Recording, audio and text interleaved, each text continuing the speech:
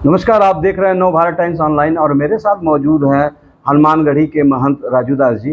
जानते हैं ये अपील करने आए हैं घोसी लोकसभा में अपने प्रत्याशी के लिए और सनातन धर्म के रक्षा के लिए ये अपील करने यहाँ पहुँचे हैं मऊ घोसी में। इनसे जानते हैं क्या है इनकी। वंदे मातरम, जय श्री राम, श्री हनुमान जी महाराज की जय। मैं सिद्धपीठ अयोध्या हनुमानगढ़ से मैं महंत राजूदास घोसी लोकसभा के सभी मतदाता बंधुओं से सिर्फ एक अपील करने आया हूँ।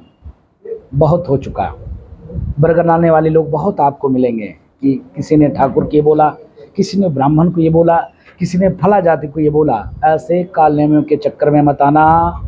आने वाले 1 तारीख को छड़ी का बटन दबाकर और भगवान श्री राम के चरण में कमल का पुष्प समर्पित करके भारत का उत्थान हो, भारत विश्व पटल पर कैसे स्थापित हो, भारत की विकास की पहिया की गति रुके ना, इसके नाते आप अपने घरों से निकलकर मतदान करें, छड़ी का बटन दबाएं और मोदी जी के हाथों को मजबूत करें और भगवान श्री राम के चरण में कमल का पुष्प चढ़ाकर मोदी जी को साधुवाद दें, धन्यवाद दें कि विदेशी आक्रांताओं ने सनातन को जो मिटाने की जो महापाप किया था, उस महापाप को मोदी जी ने कोर्ट के माध्यम से धुल दिया।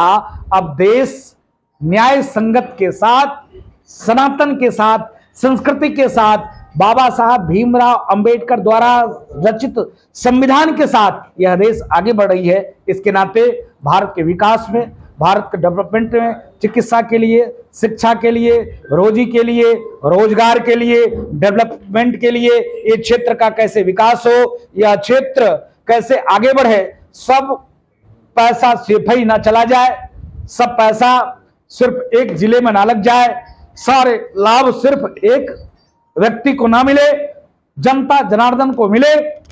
इसके नाते 5 वर्ष में ऐसा उत्सव आता है, या उत्सव नहीं, धर्म और अधर्म की लड़ाई है, महायज्ञ चल रहा है और इस महायज्ञ में अपने वोट रूपी आहुति डालकर और मोदी जी के हाथों को मजबूत करें, छड़ी का बटन दबाएं, भगवान राम के चरण में कमल पुष्प समर्पित करें। इसके नाते घोसी के मतदाता बंधुओं से, ये साधु आपके बीच में, ब्राह्मण बंधुओं से, ठाकुर बंधुओं से, सभी मतदाता बंधुओं से अपील करने यह दास आया है आपके बीचों में, क्योंकि जब आप अपने मताधिकार का प्रयोग करेंगे तो मोदी जी के हाथ मजबूत होगा और आपको न्याय मिलेगा। इसके नाते छड़ी का बटन दबाकर और मोदी जी के हाथों को मजबूत करें। अभी राम गोपाल जी का एक बयान आया था राम मंदिर को लेकर, इसको किस रूप में देख रहे हैं? दुर्भाग्यपूर्ण राम गोपाल जी का बयान है।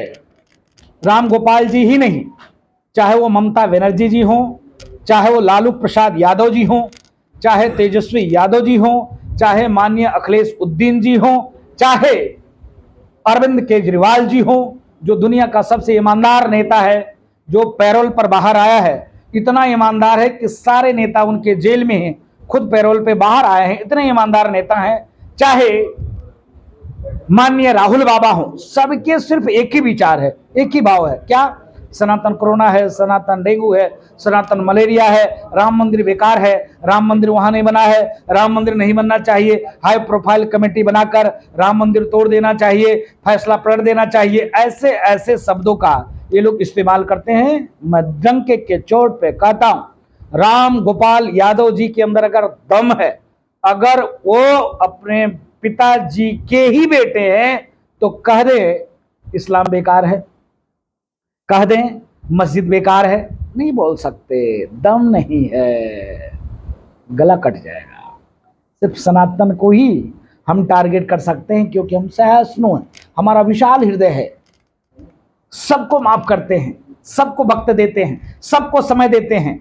इसके नाते राम गोपाल जी ही नहीं, घमंडिया गठबंधन के जितने लोग हैं, सबका एक ही भाव है, एक ही भाषा है। मैं पूछना चाहता हूं, 2014 के पहले ये नेता कहां चले गए थे? कोई त्रिपुंड नहीं लगाता था, कुर्ते के ऊपर से जनेऊ नहीं दिखाता था, ये नहीं कहता था कि हम भी कश्मीरी ब्राह्मण हैं। जब कश्मीरी ब्राह्मण मारे जा रहे थे, काटे जा रहे थे, भगाए जा रहे थे, तब इनका एक भी भाषा और भाव नहीं आता था। यहां पर जब महाराणा प्रताप को अपमान किया गया, तब ये लोग नहीं जवाब सवाल पूछ पाते थे। और आज मैं देखता हूं यहां घोसी में तमाम प्रकार के अफवाहें, अभी आपके पहले कुछ पत्रकार बंधुओं ने पूछा कि यहाँ ब्राह्मण नाराज हैं, ठाकुर नाराज हैं। मैं 3 दिन से चल रहा हूं, ना एक मुझको ठाकुर नाराज मिला, ना एक भी ब्राह्मण नाराज मिला। पता नहीं कैसे कुछ मीडिया बंधु के मेरे मित्र, मेरे भाई, मेरे साथी हैं। ठीक है, तीखे सवाल आप पूछिए, पूछना चाहिए, मीडिया बंधुओं को अधिकार है। आप नहीं पूछोगे तो नेता निरंकुश हो जाएंगे। लेकिन मेरा सवाल ये है, आप उनसे भी पूछिए जो सनातन को कोरोना कहते हैं, डेंगू कहते हैं, मलेरिया कहते हैं, जो राम मंदिर बेकार कहते हैं, जो हिंदू और मुसलमान को लड़ाते हैं, उनसे आप सवाल नहीं पूछते हो, हमसे जरूर सवाल पूछते हो।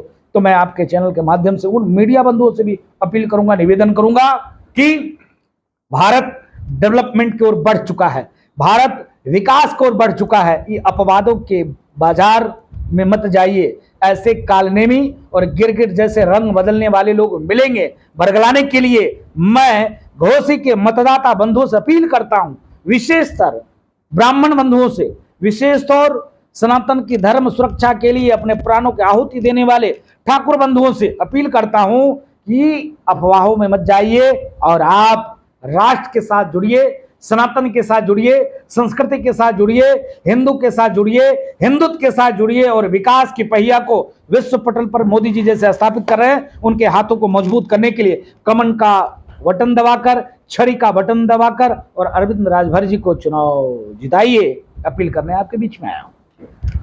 कुल मिलाकर राजू दास जी ने कहा कि विकास के मुद्दे पर चुनाव होना चाहिए और जो मतदाता से इन्होंने अपील किया है कि जात पात को छोड़कर विकास के मुद्दे पर चुनाव को देखकर चुनाव करना चाहिए। वेद मिश्रा, NBT ऑनलाइन, मऊ।